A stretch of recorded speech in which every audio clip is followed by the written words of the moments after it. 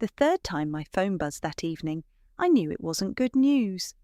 Lucy's contact photo lit up my screen, her bright smile from happier days staring back at me. I took a deep breath before answering. "Mum?" Her voice cracked.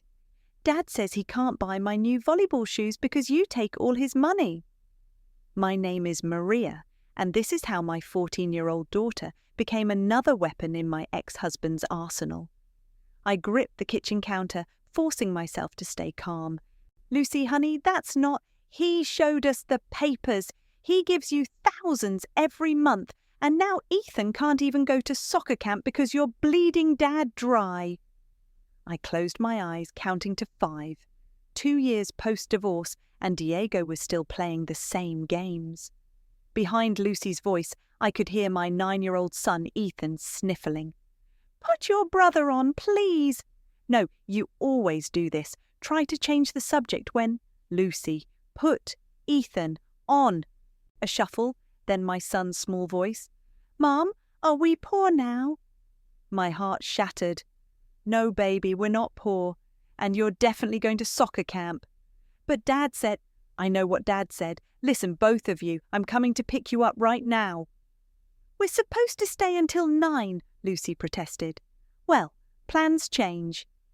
I grabbed my keys, already heading for the door. "Be ready in 15 minutes. During the drive, my phone dinged with an email. Diego's lawyer requesting a dramatic reduction in support payments due to severe financial hardship. I nearly rear-ended the car in front of me. The kids were waiting on the curb when I pulled up. Diego stood in the doorway, arms crossed, his new wife Gillian hovering behind him like a vulture in designer clothes.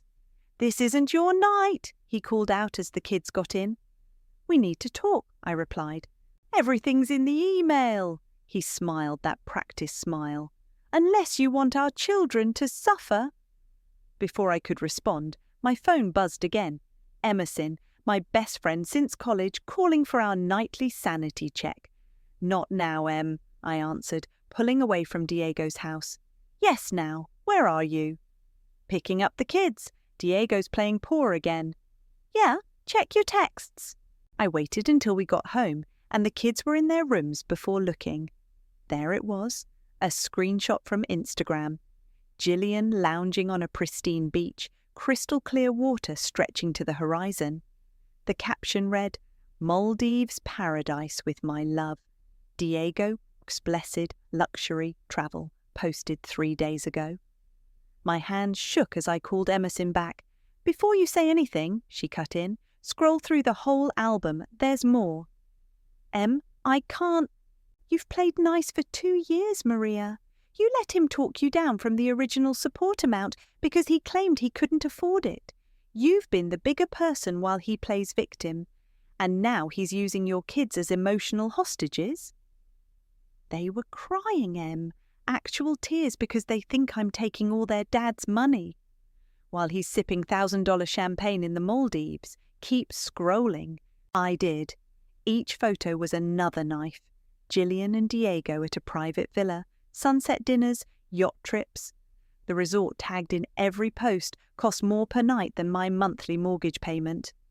"He's filing for reduced payments," I whispered. "Claims he can barely feed them when they visit."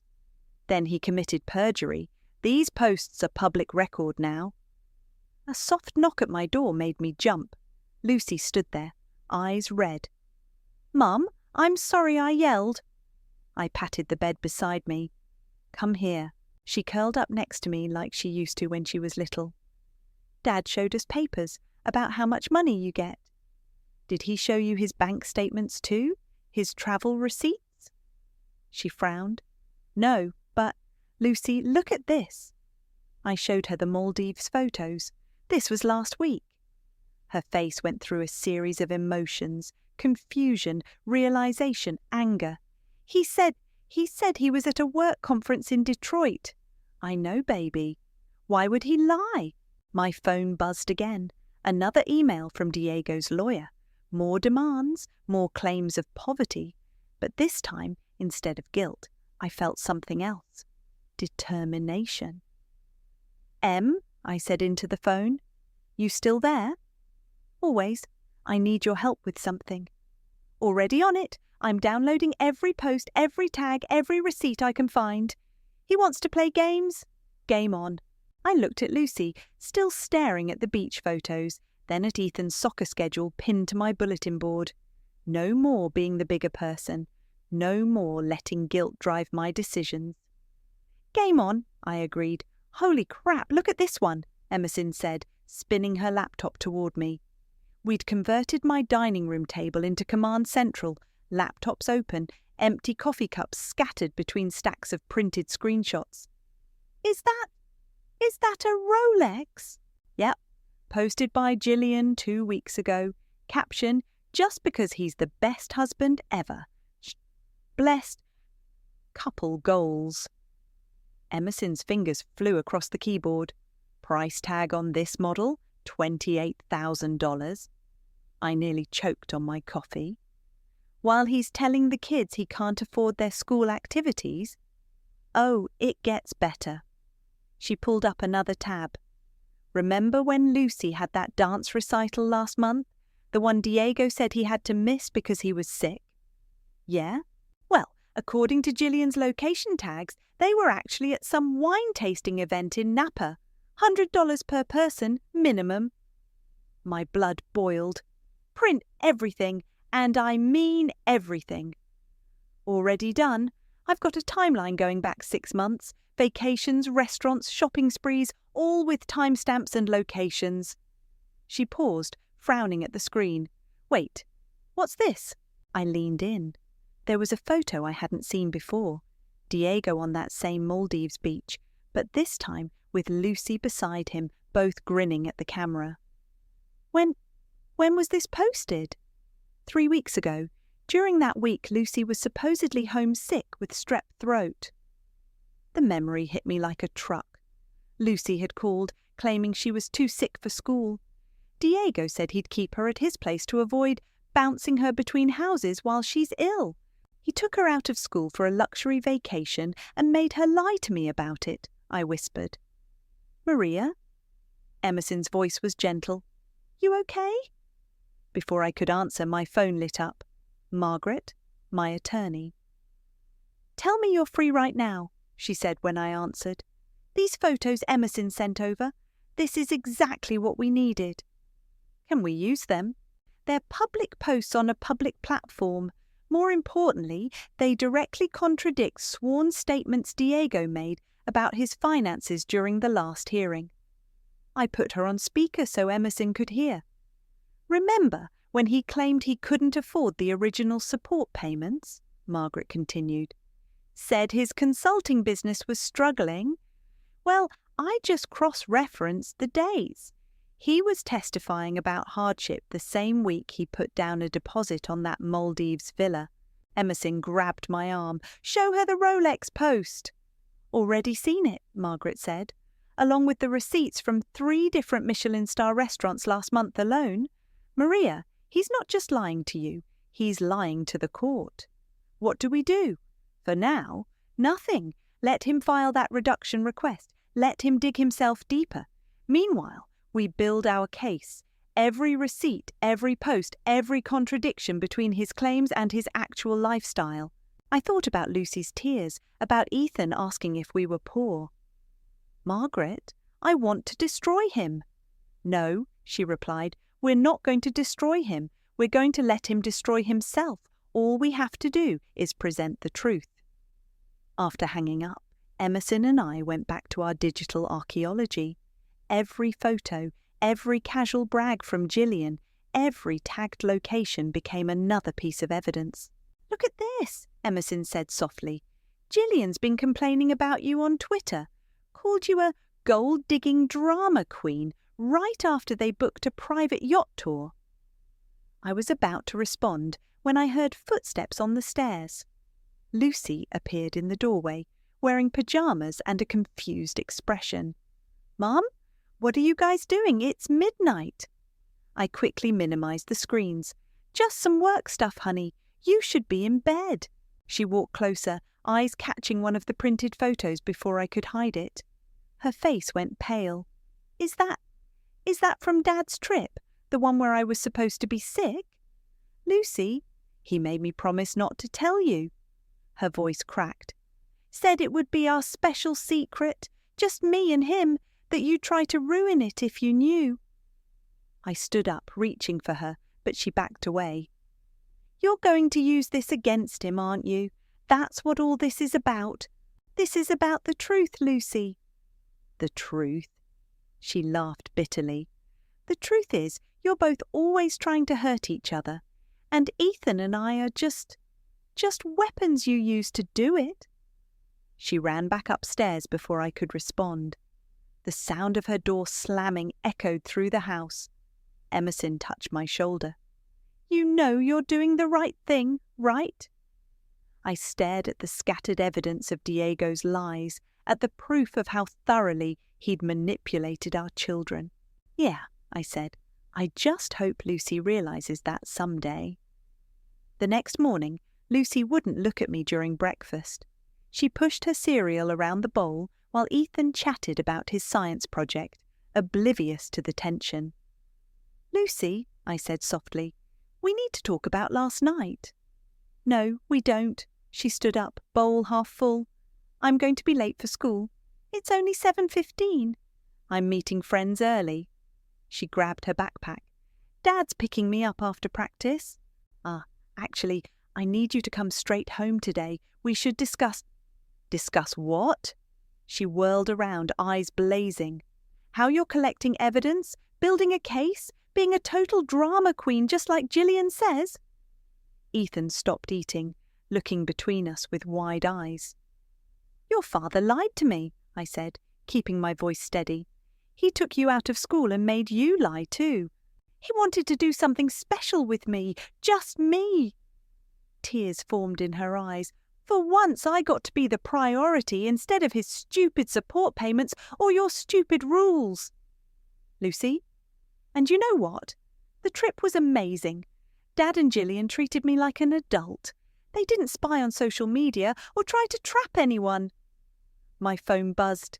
Emerson. Don't answer that, Lucy snapped. I know it's her. She's probably found more pictures to use against Dad, right? This isn't about pictures, Lucy. It's about honesty. Honesty? She laughed bitterly. Like how honest you were during the divorce. Dad told me how you tried to take everything from him. The familiar guilt rose up, but I pushed it down. Is that what he told you? He showed me the papers, how much money you demanded. Did he show you how much he actually makes, or where that money goes? Stop it, she grabbed her keys. Just stop trying to make him look bad. After she stormed out, Ethan looked at me with tears in his eyes. Is Dad really lying about being poor? I pulled him into a hug. It's complicated, buddy. Lucy's really mad. I know. Are you going to make Dad pay more money? I'm going to make sure he tells the truth. I kissed the top of his head. Now finish your breakfast. I'll drive you to school today. My phone buzzed again. This time it was Margaret. We have a problem, she said when I answered. Diego's lawyer just filed an emergency motion. They're requesting an immediate hearing on the support reduction. What? Why? They're claiming you're engaging in harassment by monitoring their social media. Gillian's made all her accounts private now. I laughed. Little late for that. Maria, this is serious. They're painting you as obsessed and vindictive. But we have the evidence, which they'll claim was obtained through stalking. She sighed. We need to be strategic here. No more digging for now. Let them think they've scared us off. After dropping Ethan at school, I called Emerson. Already heard, she said. Margaret called me too, but Maria, they messed up. How? By making the accounts private now, they've basically admitted there was something to hide. Plus, I may have already downloaded everything. Everything? Emma, every post, every comment, every check-in for the past year, including some very interesting conversations between Gillian and her friends about their creative accounting.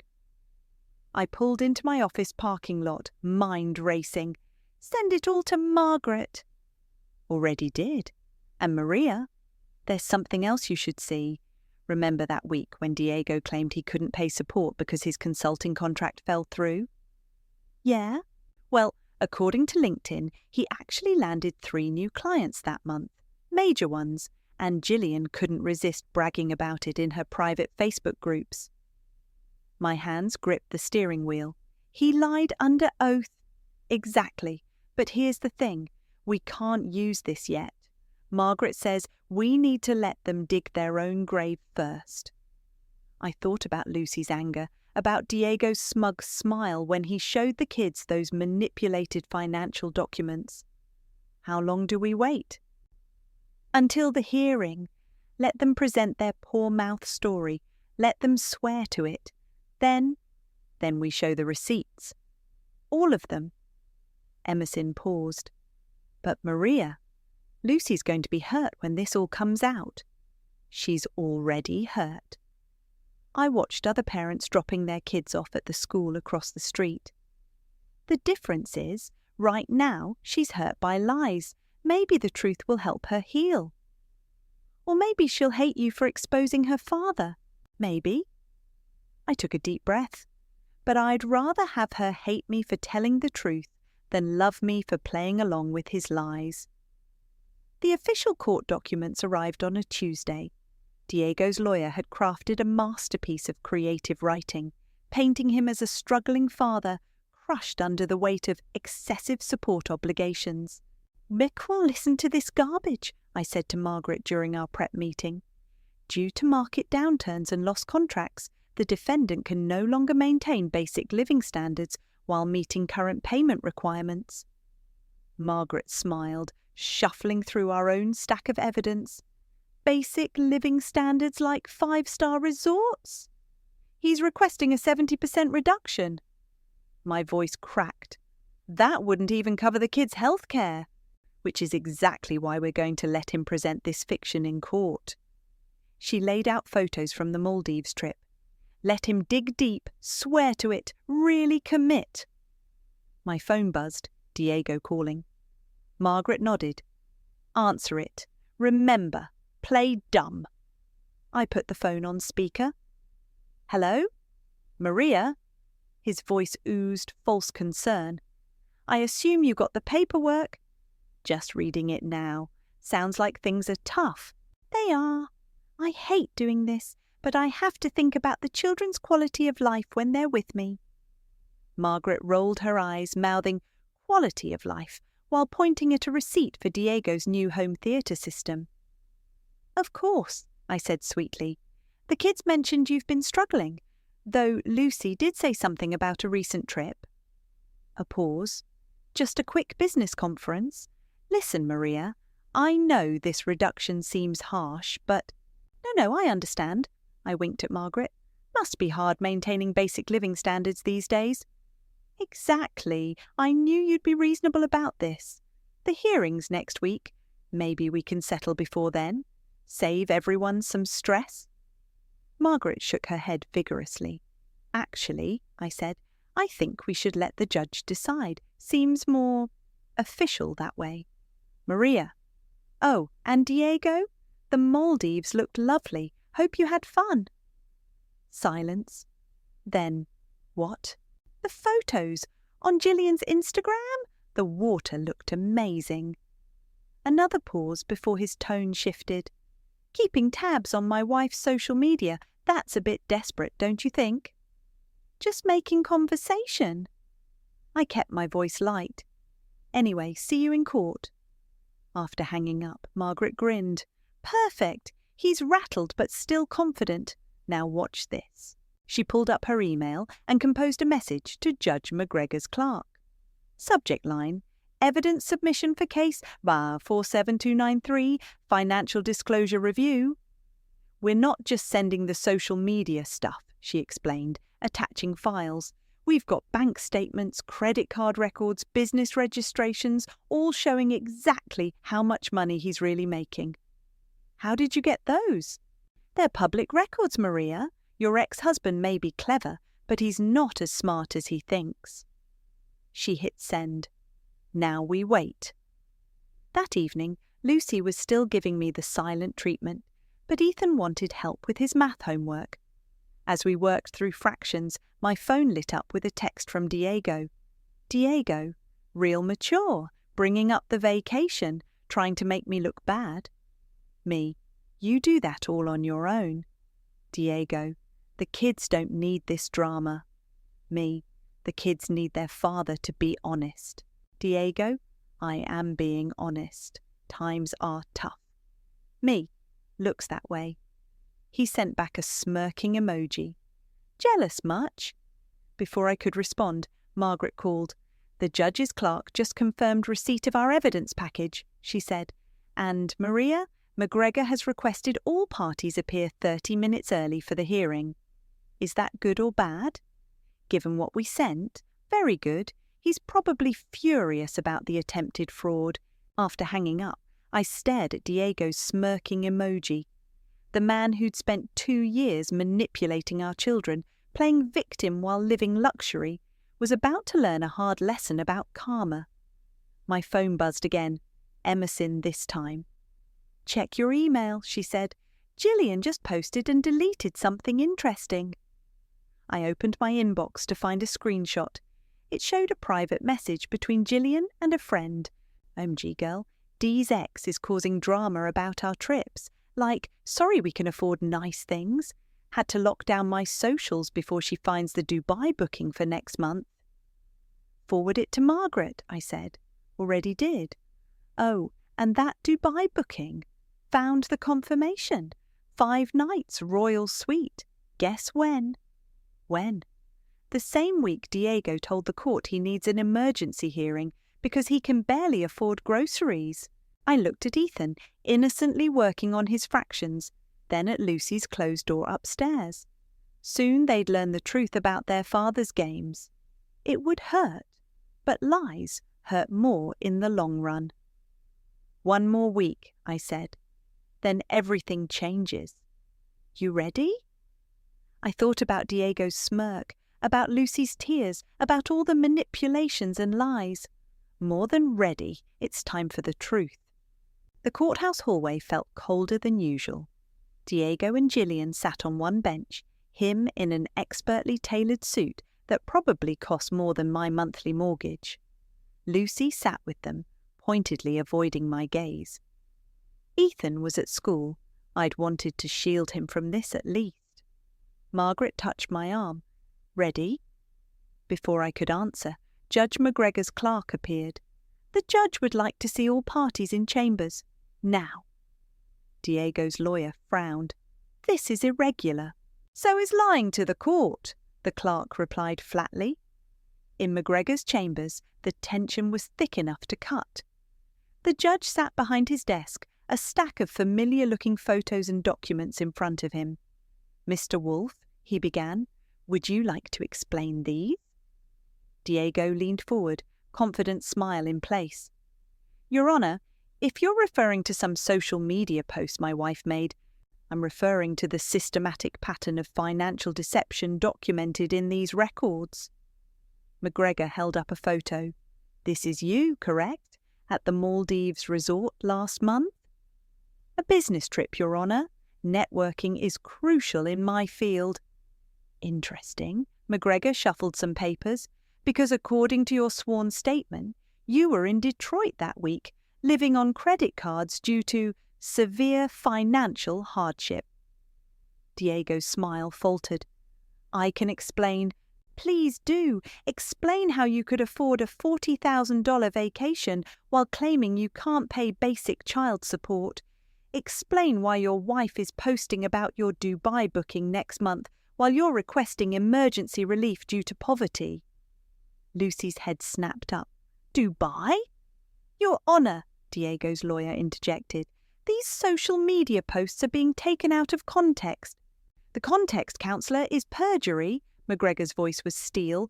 Bank statements showing luxury purchases, business contracts your client claimed didn't exist, travel receipts contradicting sworn testimony. Gillian stood up suddenly. This isn't fair. She's been stalking my social media. Mrs. Wolfe, sit down. McGregor didn't even look at her. Public posts aren't stalking.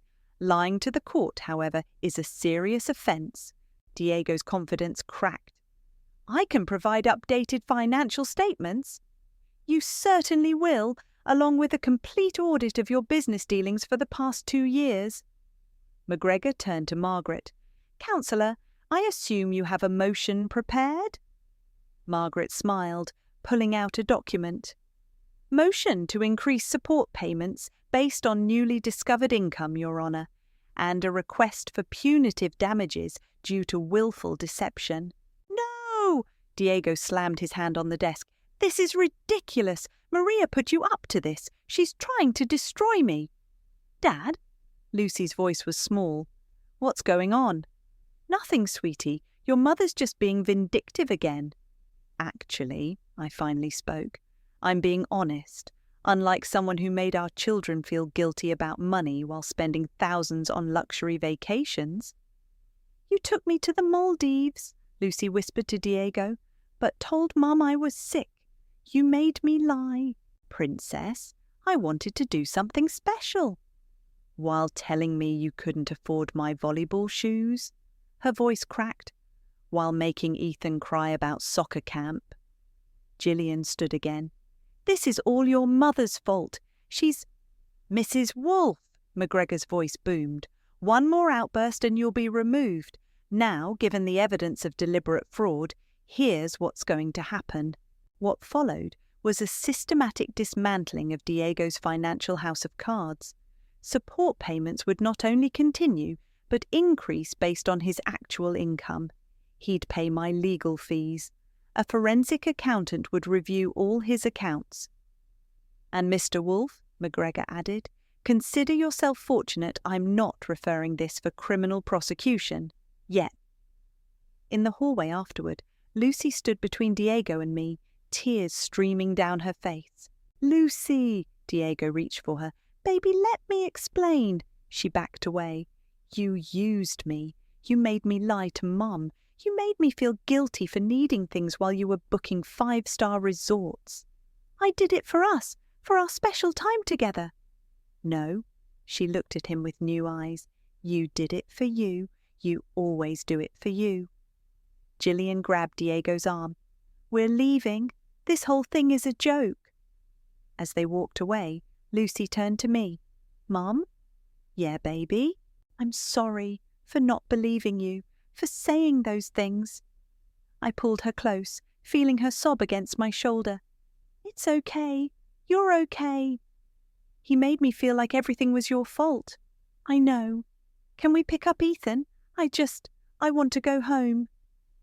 Over her head, I watched Diego and Gillian arguing by the elevator. He caught my eye, and for a moment the mask dropped completely. I saw the fury, the humiliation, the defeat. I smiled and turned away. Some victories don't need words. Yeah, I told Lucy. Let's go home. The aftermath hit like a tsunami. By evening, my phone was blowing up with messages from mutual friends and family. Diego's sister called first. I just saw Gillian's Facebook meltdown, she said. Is it true? About the Maldives and everything? Every word. God, Maria, I'm so sorry. I had no idea he was doing this to the kids. More calls followed. Diego's business partner, our old neighbours, even his mother, who'd blamed me for the divorce, left a tearful voicemail apologising for not seeing who my son really was. Lucy sat at the kitchen counter, scrolling through her phone. Gillian's going crazy online. She's posting about how we're all conspiring against them. Maybe stay off social media for a bit, I suggested, stirring the pasta for dinner. Too late. Everyone at school's already talking about it. Hannah sent me screenshots of Dad's company website. They've removed him from the leadership page. The doorbell rang. Ethan raced to answer it, returning with Emerson, who carried 2 bottles of wine. Thought you might need this, she said, then noticed Lucy. Oh, hey, sweetie, how are you holding up? Lucy shrugged. Dad keeps texting me. I haven't answered. You don't have to, I said. I know, but... She held up her phone. Look what he just sent. The message read, Princess, please let me explain. Everything I did was to give you the best life possible. Your mother's turning you against me. Don't let her win." Emerson snorted. "Still playing victim?" "Classic Diego," I muttered. My phone buzzed, Margaret calling. "Turn on Channel 7 News," she said without preamble. The TV flickered to life just in time to catch the business segment. Local tech consultant Diego Wolf has stepped down from multiple high-profile contracts following allegations of financial fraud and perjury in family court. "Holy shit," Emerson whispered. Lucy went pale. "They're talking about Dad on the news?" "Our Dakota records are public," Margaret explained over the speaker. "Once his clients saw the evidence of his deception, they started distancing themselves. No one wants to work with someone who commits fraud." "But I didn't want," I started. "This isn't on you, Maria. He did this to himself." "Oh, and heads up, Gillian's lawyer just called. She's filing for separation." Lucy's phone chimed again. "Dad says he had to move out. Gillian changed the locks." "Where's he staying?" I asked, trying to keep my voice neutral. "Some extended stay hotel. He wants me to come visit him there." "Absolutely not," Emerson and I said simultaneously. The doorbell rang again. This time it was my elderly neighbour, Mrs. Patterson. "Diego's outside," she said, "sitting in his car, just staring at the house. Should I call the police?" I went to the window. Sure enough, his Mercedes was parked across the street. "I'll handle it," I said, heading for the door. "Mum, wait," Lucy followed me. "Let me talk to him." "Lucy, please, I need to say something." Against my better judgment, I nodded. We walked out together. Diego jumped out of his car, looking dishevelled in his expensive suit. "Princess, thank God, if you'll just let me explain—" "Stop!" Lucy's voice was firm. "Just stop lying. I'm not—" "The Maldives, Dad, the Dubai booking, the Rolex, all while telling me Mum was taking everything from you, while making Ethan cry about soccer camp. I wanted to give you special experiences. No, you wanted to look good while making Mum look bad. You used me to hurt her." His face darkened. "Your mother turned you against me. Mum didn't post those photos. Mum didn't lie under oath. Mum didn't make me lie about being sick so you could take me on vacation." "Lucy, please." "I don't want to visit you at the hotel. I don't want to hear any more explanations." She took my hand. "I just want you to leave us alone." Inside the house, Emerson and Mrs. Patterson were watching from the window. Ethan had joined them, his small face pressed against the glass. Diego saw him and waved desperately. "Ethan, buddy!" But Ethan just turned away, disappearing into the house. "You should go," I said quietly. "This isn't over," he snarled, mask finally dropping completely. "You've ruined everything." "No, Dad," Lucy said. "You did that all by yourself." We watched him drive away, tires screeching. Lucy squeezed my hand. Mum? Yeah? Can we have dinner now? I'm starving." I laughed, feeling lighter than I had in years. "Sure, I think the pasta's only slightly overcooked." Back inside, our makeshift family gathered around the kitchen counter. Lucy, Ethan, Emerson, even Mrs. Patterson stayed for a plate.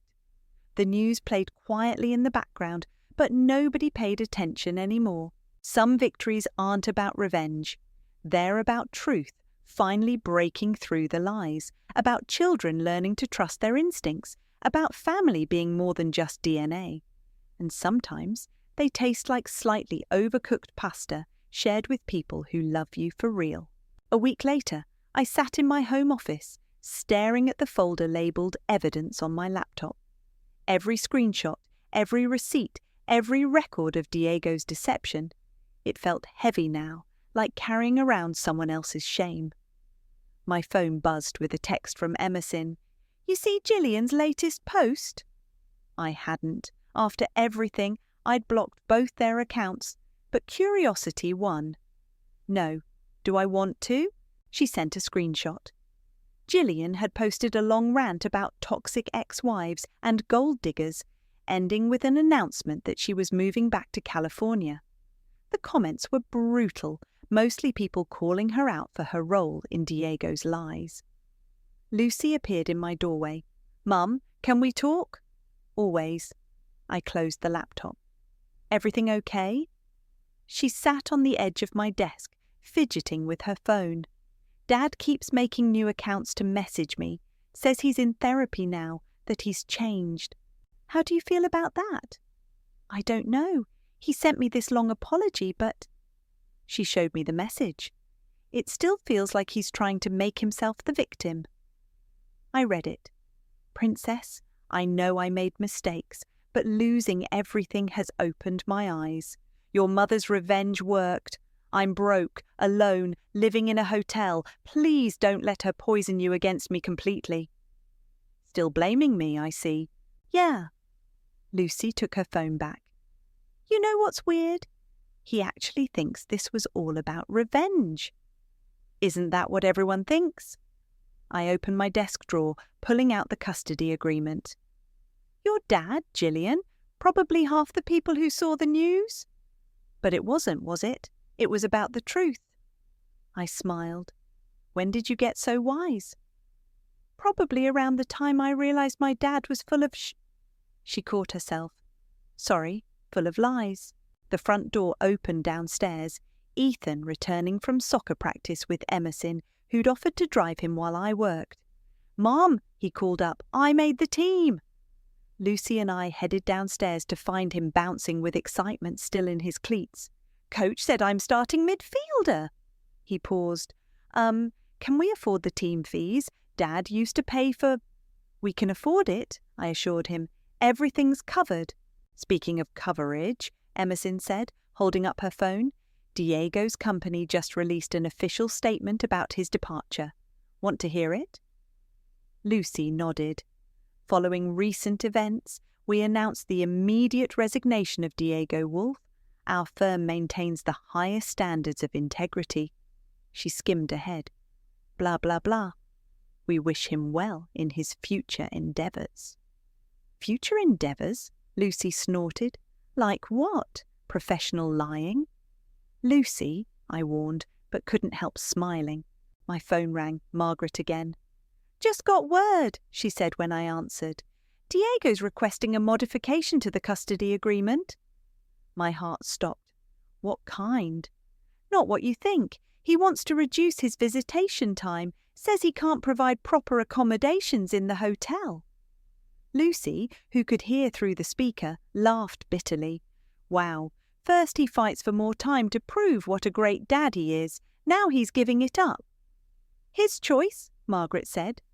"Want me to fight it?" I looked at Lucy, then Ethan. "Kids, what do you want?" "I don't want to stay in some hotel," Ethan said quietly. "It's weird there." Lucy nodded. "And I'm tired of him using our visits to try to manipulate us. Like, either be our dad for real or don't." "Okay," I told Margaret. "Let him reduce the time, but make sure the support payments stay the same." After hanging up, I opened my laptop again, pulling up that evidence folder. With a few clicks, I deleted it all. Every photo, every receipt, every record of Diego's elaborate deceptions. "Why'd you do that?" Lucy asked. "Because we don't need it anymore. The truth's already out there." Emerson raised an eyebrow. "You know I have backups, right?" "Of course you do." I closed the laptop. "But I'm done looking backward." "Mom?" Ethan tugged my sleeve. "Can we get pizza to celebrate me making the team?" "Yeah," Lucy joined in. "And maybe watch a movie, one without any beaches or resorts in it." I laughed. "Pizza and movies it is." As we gathered in the living room later, surrounded by pizza boxes and arguing over what to watch, I realised something. This was what winning really felt like. Not the courtroom drama or the public exposure of lies, but this quiet evening with my kids, planning futures instead of reliving past hurts. My phone buzzed one last time, Diego trying to call. I declined it without hesitation. Some calls don't need to be answered. Some stories are better left in their folders, deleted and done. "Hey," Lucy called from the couch, "are you going to pick a movie or what?" I joined my family, leaving the phone and everything it represented behind. The autumn breeze rustled through the bleachers as I watched Ethan's soccer team take the field. Lucy sat beside me, actually present at her brother's game for the first time in months instead of hanging out with friends. "Dad texted again," she said, not looking up from her phone. "Oh, says he got a job offer in Seattle. Wants to know how we feel about long-distance visits." On the field, Ethan intercepted a pass, dribbling toward the goal. The crowd cheered. "What did you tell him?" "Nothing yet." She put her phone away. "But honestly, I'm kind of relieved. Maybe some distance would be good." Ethan scored, and we both jumped up cheering. As we sat back down, I noticed Gillian's latest social media update on Lucy's phone, photos of her new life in California, minus any mention of Diego. "Mum," Lucy's voice was thoughtful, "remember when you said, sometimes winning isn't what people think it is?" "Yeah, I get it now. Like, everyone at school thought this whole thing was some epic revenge story. But it wasn't about destroying Dad, was it? No, it was about the truth," she finished, "and about us not having to pretend anymore." The referee's whistle blew, half-time. Ethan ran over, sweaty and grinning. "Did you see my goal?" He high-fived Lucy. "Coach says I'm getting better." "Getting better at everything," Lucy ruffled his hair. "Even math. Mom told me about your test score." "Speaking of scores," I said, "how about ice cream after the game, win or lose?" "Can we invite Emerson?" Ethan asked. "She promised to show me more soccer tricks." "Already here!" Emerson's voice came from behind us. She sat down, passing out hot chocolates. "Wouldn't miss my favourite players' game." My phone buzzed, a text from Diego. "Taking the Seattle job, monthly visits okay, we can FaceTime weekly." Before I could respond, another message. "I know you won't believe this, but I am sorry, not just for the lies, for making our kids carry them." Lucy read over my shoulder. "Are you going to answer?" "Should I?" She thought for a moment. "Maybe just okay? Nothing more?" I typed the single word, sent it, then turned off my phone. On the field, the second half was starting. "Mom," Ethan called from the sideline, "watch this play." We watched together as he executed a perfect pass to his teammate. Lucy actually cheered, something she would have been too cool for just months ago. "You know what's weird?" she said quietly. "I used to think Dad was the fun parent, the one who did exciting things and broke rules and made everything an adventure. And now I realise that adventures built on lies aren't really adventures at all." Emerson squeezed her shoulder. "That's some serious wisdom there, kiddo." "Yeah, well," Lucy smiled, "I learned from the best." The game ended with Ethan's team winning by 1 goal. As we walked to the parking lot, planning our ice cream celebration, Margaret called. "Seattle paperwork is official," she said. "Diego signed everything, reduced visitation, maintained support, travel arrangements for holidays." "No arguments?" I asked, surprised. "Not one. I think he finally understands what he lost was worth more than what he was trying to keep." After hanging up, I watched my kids walking ahead with Emerson, laughing about something. Lucy had her arm around Ethan's shoulders, proudly wearing his extra team jersey. "Hey," I called out, "before ice cream, I need to know something." They turned back. "Are you okay? With everything? With Dad moving?" Ethan shrugged. "As long as I can still play soccer and have ice cream, I'm good." But Lucy's answer went deeper. "You know what, Mum? For the first time in forever, I feel like I can just breathe. No more secrets, no more pretending, no more choosing sides." "No more lying about being sick to go to the Maldives," Emerson teased. "No more anything except being us," Lucy said, "and that's better than any fancy vacation." At the ice cream shop, watching my children argue over sprinkles versus hot fudge, I realised Lucy was right. Victory wasn't in the courtroom drama or the public exposure. It wasn't even in Diego's move to Seattle. It was here, in the simple truth of a Sunday afternoon with no pretenses, no manipulations, no carefully crafted stories to maintain. Just us, being real. "Mom," Ethan called, "Lucy's stealing my sprinkles." "Am not. I'm redistributing them fairly," I laughed, joining their playful argument. Some battles are worth fighting, not for revenge, not for justice, but for moments like these. Pure, honest, true moments. And all the sprinkles in the world couldn't make them sweeter.